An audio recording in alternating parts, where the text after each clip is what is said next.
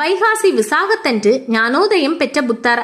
ஆசையே துன்பத்திற்கு அடிப்படை காரணம் என்னும் மாபெரும் தத்துவத்தை உலகிற்கு போதித்தவர் கௌதம புத்தர். இவரது போதனைகளை பின்பற்றுவோர் பௌத்தர்கள் என்றும் அவர்களை சார்ந்த சமயம் பௌத்தம் என்றும் அழைக்கப்படுகிறது. இன்றைய நேபாளத்தில் உள்ள லும்பினி என்ற கிராமத்தில் சாக்கிய மன்னரான தோதனாருக்கும் மாயாதேவிக்கும் ஒரு வைகாசி விசாக நாளில் மகனாக பிறந்தார் கௌதம புத்தர். சித்தார்த்தர் என்னும் பெயரிட்டு அவரை அழைத்தனர். புத்தர் பிறந்த 7வது நாளே அவரது தாய் மாயாதேவி இறந்து போனார். இதையடுத்து தன் அத்தை பிரஜூபதி கௌதமியால் வளர்க்கப்பட்டார். 16வது வயதில் யசோதரா என்னும் மங்கையை மணந்து இல்லற வாழ்க்கை நடத்தினார். இவர்களுக்கு ராகுலன் என்ற மகன் பிறந்தான். சில காலங்களுக்கு பிறகு புத்தருக்கு அரண்மனை வாழ்க்கை பிடிக்கவில்லை. அமைதியை இழந்தார். உலக வாழ்க்கையில் தான் கண்ட துன்பங்களை பற்றி ஆராய தொடங்கினார். ஒரு நாள் அவர் வெளியே சென்று கொண்டிருந்த போது கண்ட காட்சிகள் அவரது மனதை வெகுவாக பாதித்தன. வயது முதிர்ந்த ஒரு மனிதரையும் நோயாளி ஒருவரையும் பிணம் ஒன்றையும் துறவி ஒருவரையும் கண்டார்.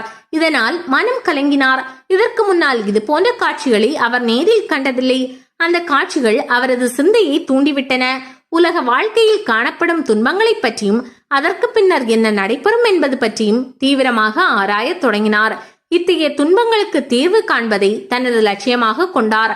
அதன் தொடர்ச்சியாக தனது 29வது வயதில் இல்லற வாழ்க்கை துறந்து துறவரத்தை மேற்கொண்டார். வீட்டை விட்டு வெளியேறினார்.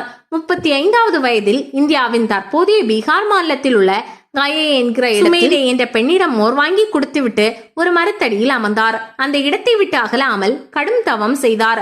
ஒரு வாரம் வரை அவரது தவம் நீடித்தது. அதன் தொடர்ச்சியாக வைகாசி விசாக தினத்தன்று ஞானோதயம் பெற்றார். அவர் தவம் செய்த அந்த மரம் போதி மரம் என்று அழைக்கப்படுகிறது.